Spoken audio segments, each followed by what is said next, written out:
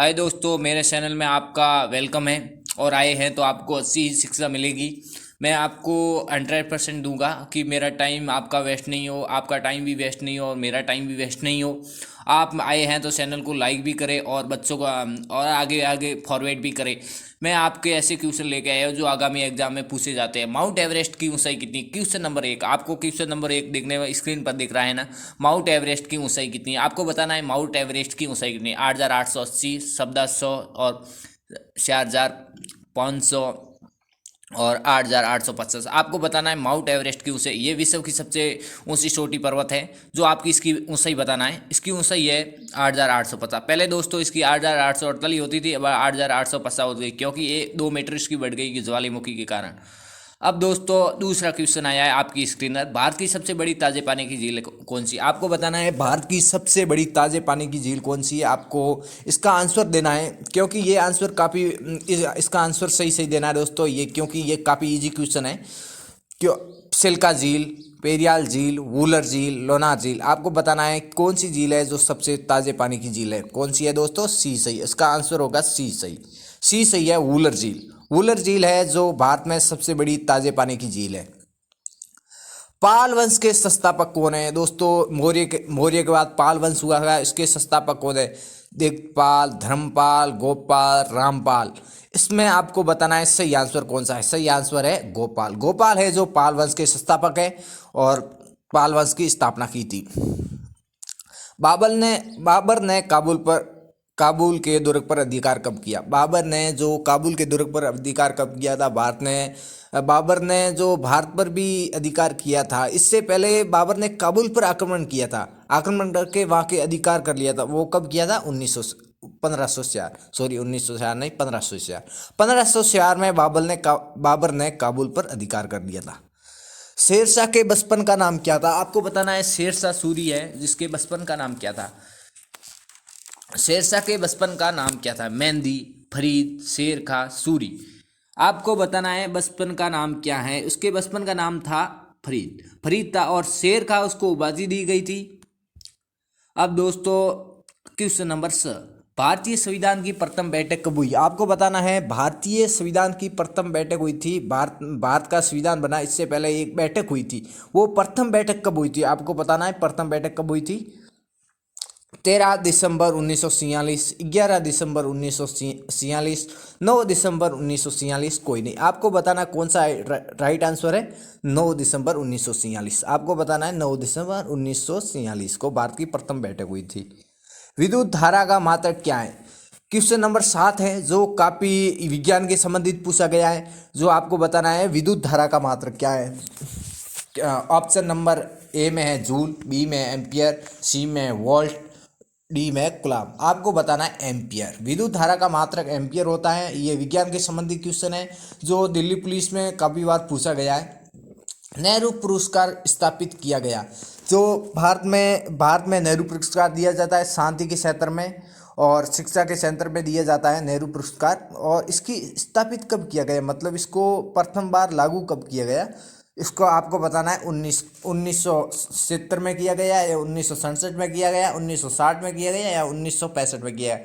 आपको बताना है 1965। 1965 में भारत में नेहरू पुरस्कार स्थापित किया गया है। और क्वेश्चन नंबर 9 आपकी स्क्रीन पर दिख रहा है। भारत का सबसे लंबा रेल प्लेटफॉर्म कहाँ पर है?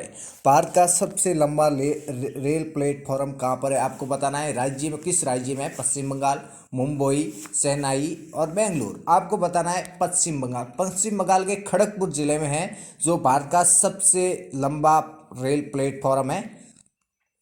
अब आपका 10वां क्वेश्चन है। भारत में वायु परिवहन की शुरुआत कब की थी? आपको बताना है भारत में वायु परिवहन कब चलाया गया है। प्रथम बार वायु परिवहन की शुरुआत कब की गई? जो वायु परिवहन उसको कहते हैं जो वायु में उड़ते हैं, हवाई जहाज हो, हेलीकॉप्टर हो। इसकी शुरुआत कब की थी? आपको बताना है 1911। 1911 में भारत में वायु परिवहन की स्थापना की गई।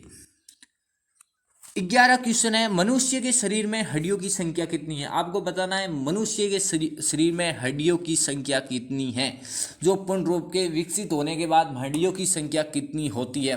200, 210, 204 और 206।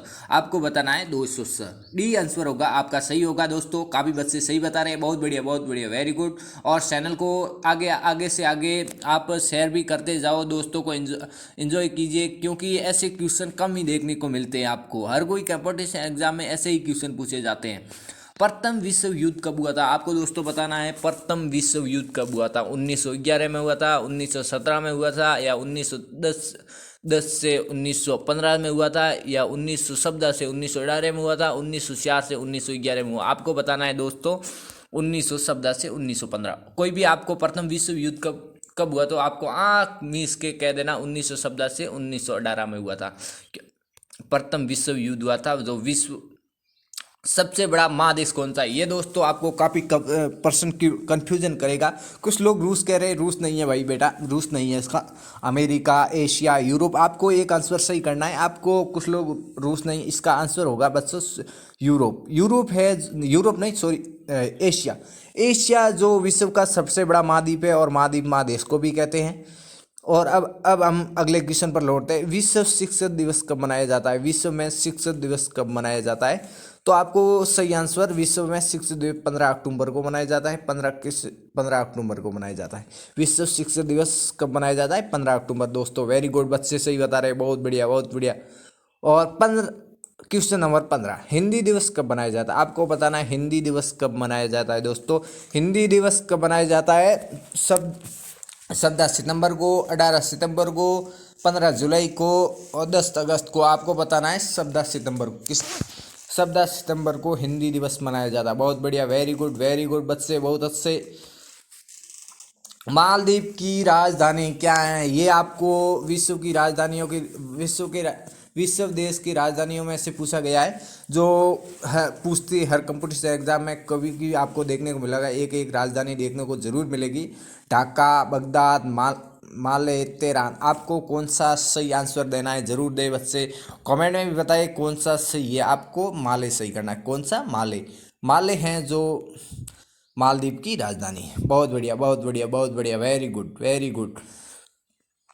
सबसे अधिक आबादी वाला शहर कौन सा है? दोस्तों सबसे अधिक आबादी वाला शहर, विश्व में सबसे अधिक आबादी वाला शहर कौन सा है? बहुत अच्छा क्वेश्चन है, जो जनसंख्या आधारित पूछा गया है। नई दिल्ली, शंघाई, बीजिंग,